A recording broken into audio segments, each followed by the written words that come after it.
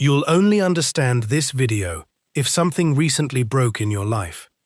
Carl Jung observed that the collapse you did not choose is often the most honest event of your entire adult life, more honest than the years of steady function that came before it. Nietzsche wrote, in the prologue to Thus Spoke Zarathustra, that one must still have chaos in oneself to be able to give birth to a dancing star. And Jung, who lectured on this book for years in his Zurich seminars, would stop a room right there and ask them to notice what the line actually says. It does not say avoid the chaos. It does not say manage the chaos. It says you need it. The chaos is the material the star is made from. And if something in your life has recently come apart, a marriage, a career, a version of yourself you were proud of, a certainty you built a house on, then you are standing exactly where Nietzsche is pointing. Not at the edge of ruin, but at the edge of material. And Jung would tell you plainly that the ego experiences this as breaking, because the ego was never meant to be the architect of the whole life, only the builder of its first half, and something older in you has just fired the builder. So here is where I would ask you to join me for a moment. Not to fix anything, only to say something true.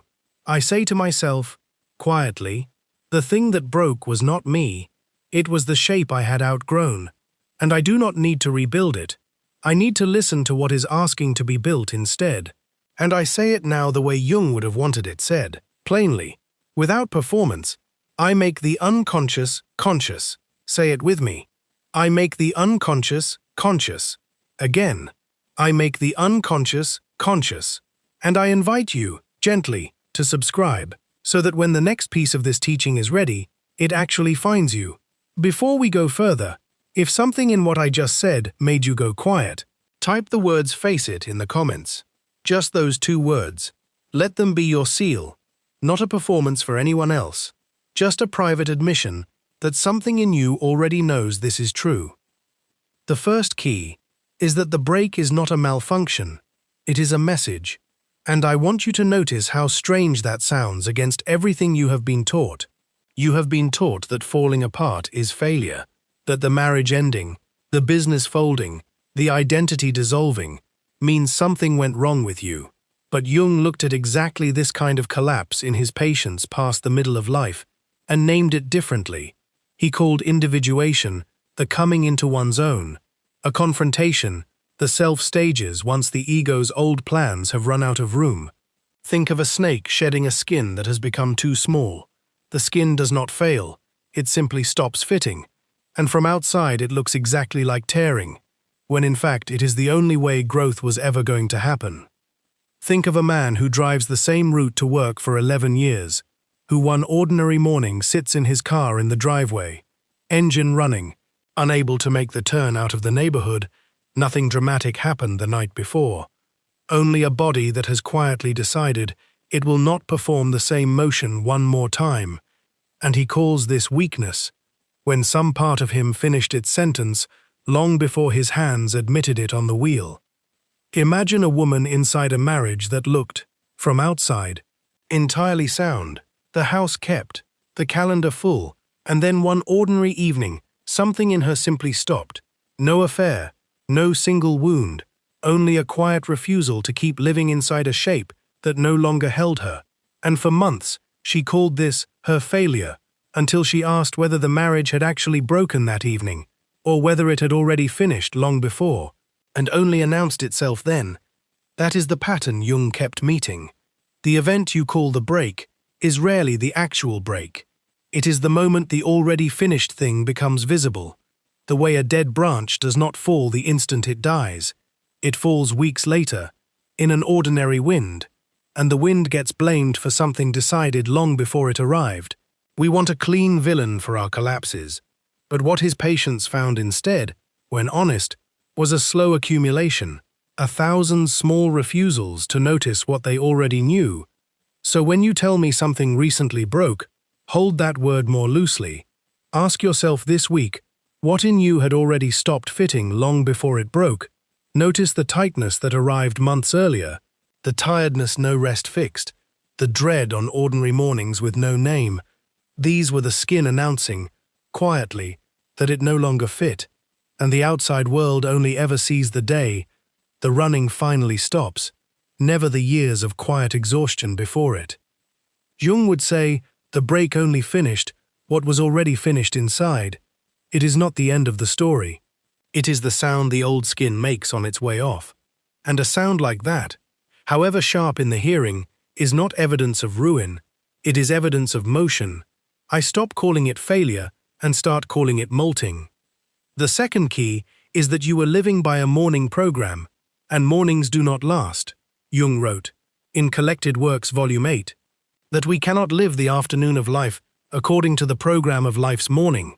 For what in the morning was true will at evening have become a lie. And I want you to actually sit with how blunt that is. He is not saying your younger values were wrong. He is saying they had a season, and the season ended. Think about what you built your identity on in your 20s and 30s. The striving, the proving, the climbing, the being chosen, the being needed. That program was not false. It got you through the first half of the map. It got you the job, the marriage, the reputation, the sense that you were, at minimum, keeping up.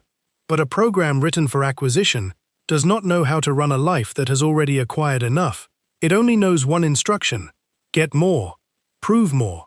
And so it keeps issuing that instruction long after the body and the psyche have quietly stopped agreeing to it. Imagine a woman who spent decades measuring every day by how much she accomplished, who felt, physically, a kind of relief only on the evenings she could list what she had produced, and who now finds that same tally board leaves her flat, not because she failed to fill it. She fills it every day, but because the filling itself has stopped meaning anything. That flatness is not depression arriving out of nowhere. That flatness is the afternoon informing the morning program that its contract has expired. Now walk with me through an ordinary Tuesday, because the program rarely announces itself in dramatic language. It speaks in small habitual choices. 6 in the morning, she is awake before the alarm, because rest has never felt earned. 9 in the morning, she answers 3 emails that could have waited until noon, because urgency has always felt like proof of worth. 1 in the afternoon, she eats lunch at her desk though no one asked her to, because a lunch away from the desk feels, obscurely, like falling behind. 4 in the afternoon, a slow hour opens up. Nothing is required of her, and instead of relief, she feels a small current of panic, because slow hours were never permitted in the morning's economy. 7 in the evening, she mentions to no one in particular everything she got done that day, waiting, without quite admitting it, for someone to notice. And 11 at night, lying in the dark, she runs the tally one more time, checking whether the day has earned its rest. None of this looks like crisis. From the outside, it looks like discipline. It looks like a woman handling her life well, but underneath it is the same instruction repeating itself. Prove it again. Prove it again. And the instruction is running a house that quietly changed its shape years ago. And I want to add one more hour to that Tuesday, because it is the quietest one, and the most telling. It is the hour between the last task finished and the moment sleep actually comes, the hour with nothing scheduled, when the mind, freed from its instructions for the first time all day, does not settle. It searches, it reaches for the phone, it replays a conversation, it drafts tomorrow's list a full 9 hours early, because an unscheduled hour is, to a morning program, indistinguishable from danger. And this is worth naming plainly. The program is not only active when you are busy, it is most active in the moments you are not, because those are the moments it fears losing its authority altogether. So pause for a moment and pick one real habit from your own week that still obeys that instruction. The email at midnight, the compliment you angle for without admitting it, the panic on the slow afternoon, and simply notice it, without correcting it yet. Because Jung is not asking you to despise the program. He is not asking you to despise the 25-year-old who wrote it.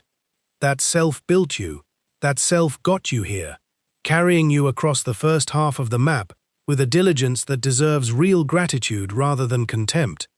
He is only asking you to notice, when the program is still giving orders to a house it no longer understands. The way an old employee keeps sending memos to a department that was dissolved years ago, still certain the memos matter, still waiting for a reply that will never come. You retire a program the way you thank an old teacher before leaving the classroom for good, not with scorn for the lesson, only with the plain honesty that the lesson has ended, and the moment you can name the instruction out loud, get more, prove more, be needed, it begins, almost immediately, to lose some of its grip, because instructions run best in the dark, and the moment you carry a lantern into that particular room, the program stops sounding like truth and starts sounding, finally, like an old voice from a life you have already outgrown. And I would even say this, the naming itself is a small act of individuation, because for one moment the ego stops obeying automatically and starts observing instead. An observation is the very thing the old program could never survive being seen clearly. I stop obeying the morning and start listening for the afternoon. The third key is that the unlived life does not simply vanish, it waits, and it collects interest. The way an unpaid bill does not disappear from a drawer just because you stopped opening the drawer. It sits there, quietly, accumulating. And Jung called this the return of what was never given its due. He meant that every choice you made in favor of what was expected, admired, or merely safe, at the expense of what you actually wanted, does not get erased by the passage of time. It gets stored, and stored things, in the psyche as in a ledger, do not stay the same size, they grow. And I think of his own collapse at 38, which he recorded plainly, in Memories, Dreams, Reflections, the years right after his break with Freud, when the theories that had organized his entire professional identity no longer held. And he wrote of a period of disorientation, so severe, he described himself as suspended in nothingness, no path, no ground. And what did he do? He did not rebuild the old structure faster. He let it stay broken. He sat with the images that rose up in him, however strange. And out of that period came the work that made him Jung, rather than merely Freud's most gifted student. Now picture something more ordinary than a famous rupture. Imagine a woman who spent 20 years being the reasonable one in every room, the one who softened conflict, who deferred her own preferences so smoothly that even she forgot she had them. She chose the practical career over the one that actually interested her. She chose the calmer partner over the one who unsettled her in a way she never let herself examine. None of these were dramatic betrayals of herself. Each one, alone, looked sensible, and that is precisely how the ledger fills. Not through one great renunciation, but through 1,000 small quiet ones, each barely noticed at the time, and then one ordinary spring her marriage ends, or her health falters, or she simply wakes up one morning unable to perform the reasonableness one more day, and everyone around her calls it sudden. But it was never sudden, it was compound interest, finally called due. This is why the size of a collapse so rarely matches the size of its apparent cause. A small disappointment triggers a grief that feels ancient. Because it is ancient. It is not really about the recent event at all. The recent event only opened the drawer that had been sealed for decades. Think of how strange it is when a person weeps for an hour over a minor slight from a coworker, or over a small rejection that, by any reasonable measure, should not carry that much weight. And if you only look at the slight itself, the reaction seems excessive. But if you understand that the slight simply found the crack in a much older wall, the reaction makes complete sense. The tears were never really about the coworker. They were about every earlier moment the person swallowed a similar feeling and called it being reasonable. And the temptation, always the same temptation, is to patch the visible crack as fast as possible, find a new distraction, a new role, a new certainty, and go back to sleep before the ledger can be read in full. Jung would ask you instead to resist that speed, to sit in the doorway a while, lantern in hand, before deciding which room to walk back into, not because suffering is virtuous, but because the unlived life is not your enemy. It is the part of you that has been waiting longest, most patiently, to be let in, and it will keep presenting the same bill, in slightly larger sums, until someone finally sits down and reads it. I think it is worth being specific about what reading the ledger actually looks like, because it is not an act of self-punishment. It is closer to an honest accounting. You are not asking what you did wrong, you are asking what you postponed. And there is a real difference between those two questions. The first breeds shame, the second breeds recognition. And recognition, unlike shame, actually moves something. So ask yourself plainly, this week, what did I quietly postpone in favor of what was expected, that has been accruing interest for years? And do not rush to answer it. Just let the question sit in you the way the lantern sits in the doorway. Lit, unhurried, illuminating both rooms at once. I stop paying the ledger in silence and start reading it in the open. The fourth key is that the collapse often arrives exactly when you finally get what you were chasing. And this is the part that confuses people most, because we assume the break should come from failure. But Jung noted, in his clinical writing on the second half of life, cases very close to this. Imagine a man who spent 30 years building a business, defining himself entirely by his usefulness, his title, the respect it earned him, and he finally retires. Achievement complete, and within a year he is unraveling. Not because anything failed, but because the identity he had built was entirely persona, entirely role, entirely the mask that fit the desk. And when the desk was gone, the man discovered there was startlingly little underneath the mask that he had tended on his own account. And I want you to sit with how ordinary this pattern actually is. Because it rarely announces itself as tragedy, it arrives quietly, on a Tuesday afternoon, when the man who used to be needed by 40 employees finds himself standing in a kitchen at 2 in the afternoon with nothing on the calendar. And the silence in that kitchen is not peaceful. It is accusing, because for the first time in decades, there is no meeting to run and no one asking for his judgment. And the question that rises in that silence is the same question that rises for anyone whose role has ended. Who are you when no one needs the thing you do? Imagine also a woman who spent 25 years as the strong one in her family, the one everyone called when a crisis hit, the one whose whole sense of worth was built on being needed at 3 in the morning. And then her children grow, her parents pass, the crises simply stop coming, and instead of relief, she feels a kind of vertigo, because the calls have stopped, and if the calls define you, then their silence feels like erasure rather than freedom. This is not a story about retirement specifically, and it is not a story about parenting specifically. It is a story about any life organized so completely around a function that the function becomes the whole self, the achiever who finally arrives, the caretaker whose person is no longer there to care for, the helper whose help is no longer required. In every case, the collapse looks like it came from outside, a life event, a circumstance, the phone that stopped ringing.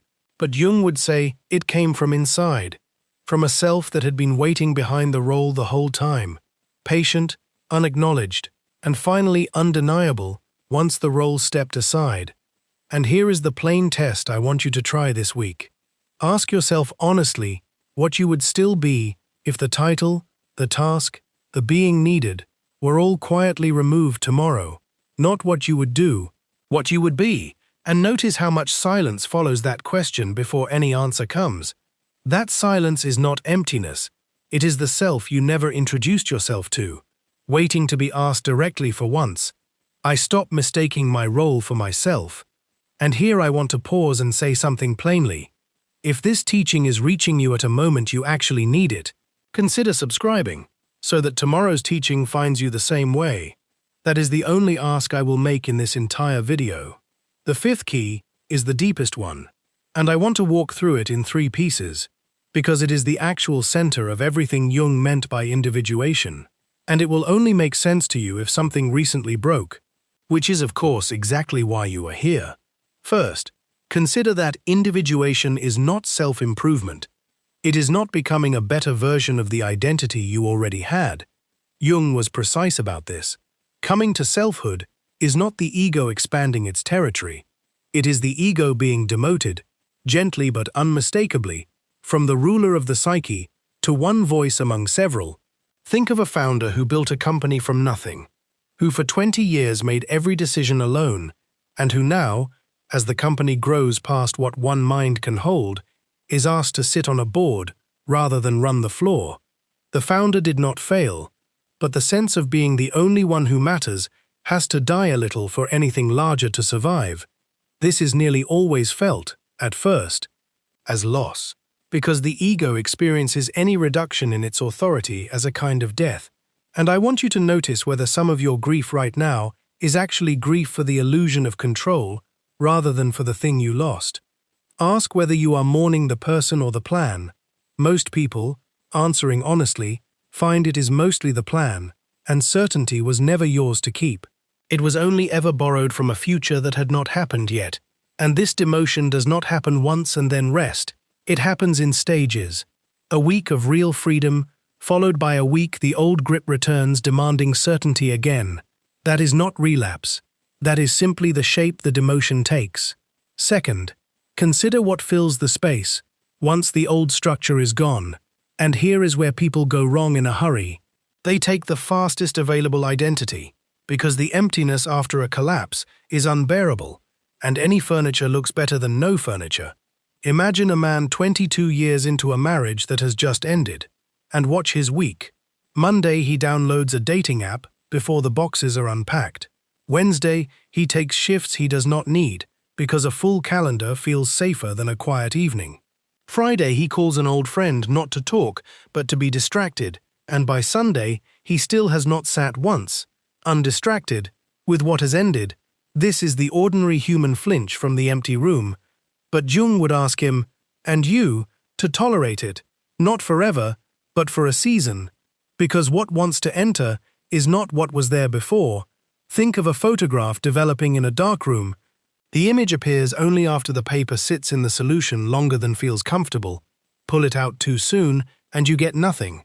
This is his line, that the greatest problems of life are never solved, only outgrown. From Collected Works, Volume 13, you grow past the terms entirely, and that only happens in the empty room, not in the rush to refurnish it. And this shows up smaller too, on an ordinary evening when the house goes quiet, and your hand reaches for the phone before you have asked what you are feeling. That reach is the same flinch, miniaturized, happening 100 times a week, and it may matter more than the large collapse, because the large collapse is rare, but the small reach is daily, and every time you let it ring unanswered one moment longer, you are practicing, in miniature, the exact tolerance the larger crisis will one day demand in full. Third, consider the practical shape of this, because Jung was also a doctor who wanted his patients functioning. So here is the exercise. Take a page. Write across the top your morning program. Work harder than everyone. Never need anyone. Being liked equals being safe. My worth equals my output. Whatever yours were. And beside each write honestly whether it is still true now, not whether it was once useful. And where you find one that has quietly become a lie, let it stand there. Named, retired, no longer running the console. Then, on a second page, write down anything that has quietly caught your attention in recent months. A subject, a rhythm, a way of spending an afternoon that you noticed and dismissed because it did not fit the old program. Collect these without judging them, the way you would collect stones on a beach not yet knowing what you will build. And watch what rises on its own in the following weeks, because that unforced rising is the self doing exactly what Jung said it does, presenting a significance of its own, discovered, not assigned. And I will say the harder thing plainly, this does not happen on a schedule, and it is not a straight ascent. There will be days the old program roars back because it is familiar. There will be mornings you reach for the phone or the busyness purely from habit. That is not failure. That is the ordinary texture of coming to selfhood, which was never advertised as comfortable. Jung lived through his own version of this in his late 30s, and by his own account it took years, not weeks, before it had any shape he could call his own. And I think of that mountain path again, where you can only see the few feet the lantern lights, not the summit, and I think that is mercy rather than cruelty. Because if you could see the whole climb, you might set the lantern down and refuse the next step. So it is hidden on purpose, the way it was hidden from him. And the fact that you cannot see the summit does not mean there is no summit. It only means this kind of growth asks you to walk without the reassurance most of us think we need before moving at all. So if it has been a year and you still feel unfinished, you are not behind. You are simply in the room, lantern lit, waiting for the shape to arrive. I stop demanding the new self appear on schedule. The sixth key is small and warm, and it is this. The crack was never the opposite of the life you were building. It was the doorway into the rest of it. A seed does not experience its own splitting as a rival. It experiences it as violence, and yet the splitting is the only way the shoot ever gets out into the light. Jung was fond of the old image. No tree can grow to heaven unless its roots reach down to hell. And I think what he meant, beyond the poetry of it, is simply that height and depth are the same motion in a living thing. You do not get the second half of your life by avoiding what broke in the first. You get it by letting the break finish what it started. And I think of how often, in nature, the moment of greatest apparent damage is also the exact moment growth becomes possible. The pruned branch that grows back thicker, the burned field that returns richer the following spring. The same principle running quietly underneath every collapse a human being ever survives. Not because pain is good, but because the psyche, like the field, does not know how to grow without first being disturbed. So if something recently ended in you, a role, a certainty, a person you thought you were, I am not going to tell you it did not hurt, and I am not going to tell you it will make sense next week. I am only going to tell you what Jung would tell you, that this is what coming to selfhood actually feels like from the inside, unglamorous, unscheduled, and entirely necessary. I stop mourning the shell and start noticing the shoot. Here is the whole picture. The break is not failure, it is molting. The morning program cannot run the afternoon. The unlived life was always going to send its bill. The collapse often arrives exactly at the height of achievement, because the role was never the self. Individuation demotes the ego before it ever crowns anything new. And the crack was the doorway the whole time. None of these were 6 separate lessons. They were 6 turns of the same single key. The recognition that what broke in you was never you. It was the shape you had outgrown. And the self that is waiting past the wreckage has been patient with you for years. It can be patient a little longer while you learn to walk without the old skin. So if something recently broke in your life, and that is the only reason this video made any sense to you at all, let that be the sign rather than the wound. Let it be the thing that finally got your attention after years of gentler signals you were too busy to hear. I say once more, quietly, I make the unconscious conscious, and I ask you only this. The next time something in your life cracks open, before you rush to seal it shut again, what if you knelt down first and looked inside to see what kind of light was trying to get out?